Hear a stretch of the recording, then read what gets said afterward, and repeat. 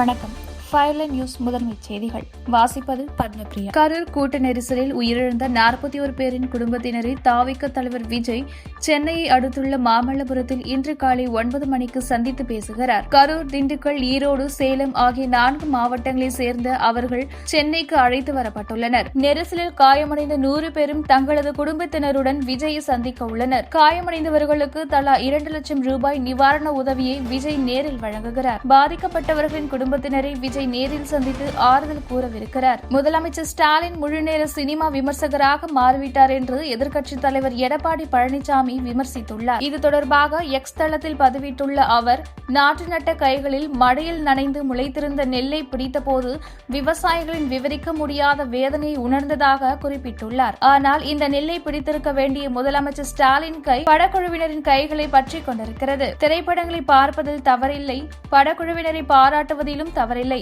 ஆனால் தான் எதற்கு முதலமைச்சர் ஆனோம் என்பதையே ஸ்டாலின் மறந்துவிட்டதாக பழனிசாமி சாடியுள்ளார். நெல் மூட்டைகள் கொள்முதல் குறித்து எடப்பாடி பழனிசாமி சொன்னவை அனைத்தும் பொய் மூட்டைகள் என்று முதலமைச்சர் ஸ்டாலின் விமர்சித்துள்ளார். திமுக தொண்டர்களுக்கு அவர் எழுப்பியுள்ள கடிதத்தில் துணை முதலமைச்சரில் தொடங்கி நிற்பதாக குறிப்பிட்டுள்ளார். இயற்கை பேரிடர் சூழல்களில் எதிர்க்கட்சியினரும் களமிறங்கி மக்கள் நல பணிகளை ஆற்றுவதுதான் நல்ல ஜனநாயகத்திற்கான அடையாளம் என்று முதலமைச்சர் கூறியுள்ளார். தற்போது எதிர்க்கட்சித் தலைவர் பருவமழை காலத்திலும் அரசியல் களத்தில் ஏதாவது அறுவடை செய்ய முடியுமா என்கிற ரீதியில் செயல்படுவதாக ஸ்டாலின் குற்றச்சாட்டியுள்ளார். மோந்தா புயல் நாளை இரவுக்குள் ஆந்திர மாநிலம் காக்கிநாடா அருகே கரையை கடக்கும் என்று அறிவிக்கப்பட்டுள்ளது. இது தொடர்பாக வெளியிடப்பட்டுள்ள செய்திக்குறிப்பில் புயல் கரையை கடக்கும் போது பலத்த காற்று வீசக்கூடும் என தெரிவிக்கப்பட்டுள்ளது. புதுச்சேரி மாநிலம் ஏனாம் பகுதி காக்கிநாடா அருகே உள்ளதால் அங்கு கடுமையான காற்றுடன் கனமழை பெய்யும் என எதிர்பார்க்கப்படுகிறது. நிலைமையை எதிர்கொள்ள அனைத்து முன்னேற்பாடுகளும் தயார் நிலையில் இருப்பதாக கூறியுள்ள புதுச்சேரி அரசு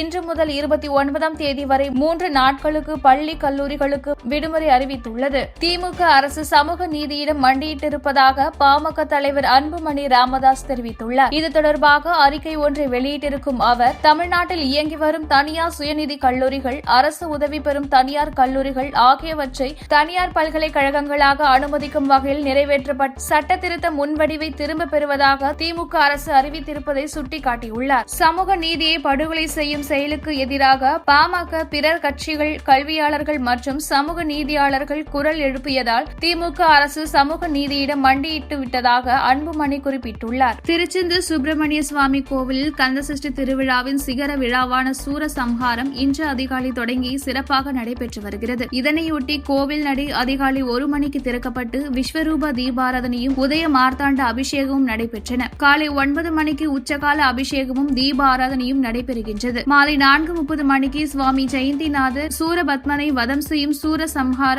நிகழ்ச்சி நடைபெறவுள்ளது.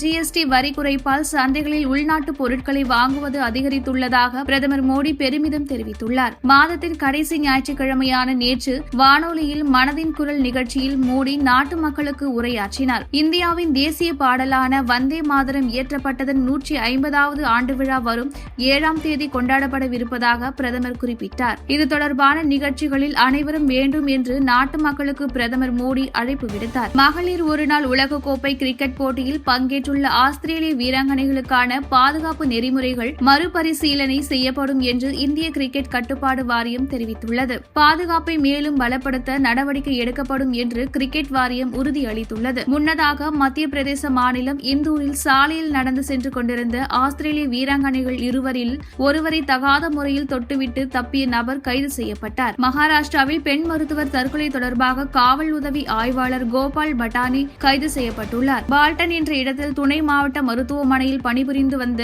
அந்த பெண் மருத்துவர் ஒரு விடுதி அறையில் கடந்த வியாழக்கிழமை தனது உயிரை மாய்த்து கொண்டார். இது தொடர்பாக மருத்துவர் தங்கியிருந்த வீட்டின் உரிமையாளர் மகன் பிரசாந்த் பங்கர் ஏற்கனவே கைது செய்யப்பட்டார். அவரும் தற்கொலை செய்து கொண்ட பெண் மருத்துவரும் நெருங்கிய உறவில் இருந்ததாக போலீஸ் தரப்பில் கூறப்படுகிறது. உக்ரைன் போரை முடிவுக்கு கொண்டு வருவதற்கான ஒப்பந்தம் ஏற்படும் வரை ரஷ்ய அதிபர் விளாடிமிர் புதினை சந்திக்கும் திட்டமில்லை என்று அமெரிக்க அதிபர் டொனால்டு டிரம்ப் தெரிவித்துள்ளார். உக்ரைன் தொடர்பான பேச்சுவார்த்தையை முன்னெடுக்க டிரம்ப் ஹங்கேரி தலைநகர் புதாபெஸ்டில் புதினை சந்திப்பார் என முன்பு அறிவிக்கப்பட்டது. ஆனால் அமைதி ஒப்பந்தம் ஏற்படுவதற்கான அறிகுறி தென்படாததால் புதினை சந்தித்து நேரத்தை வீணடிக்கப் போவதில்லை என்று டிரம்ப் கூறியுள்ளார். அமெரிக்க அதிபர் டொனால்டு டிரம்ப் ஒரு சர்வாதிகாரி என்று முன்னாள் துணை அதிபர் கமலா ஹாரிஸ் விமர்சித்துள்ளார். நேர்காணல் ஒன்றில் பேசிய அவர், ஒரு பாசிசவாதியாகவும் சர்வாதிகாரியாகவும் வழியாகவும் ட்ரம்ப் அரசை வழிநடத்துவார் என்ற தனது கணிப்புகள் உண்மையாகிவிட்டதாக குறிப்பிட்டுள்ளார். எதிர்காலத்தில் வெள்ளை மாளிகையில் ஒரு பெண் அதிபராக இருப்பார், அது தானாக கூட இருக்கலாம் என்று அவர் கூறினார். இதன் மூலம் அடுத்த அதிபர் தேர்தலில் ஜனநாயக கட்சி சார்பில் கமலா ஹாரிஸ் போட்டியிட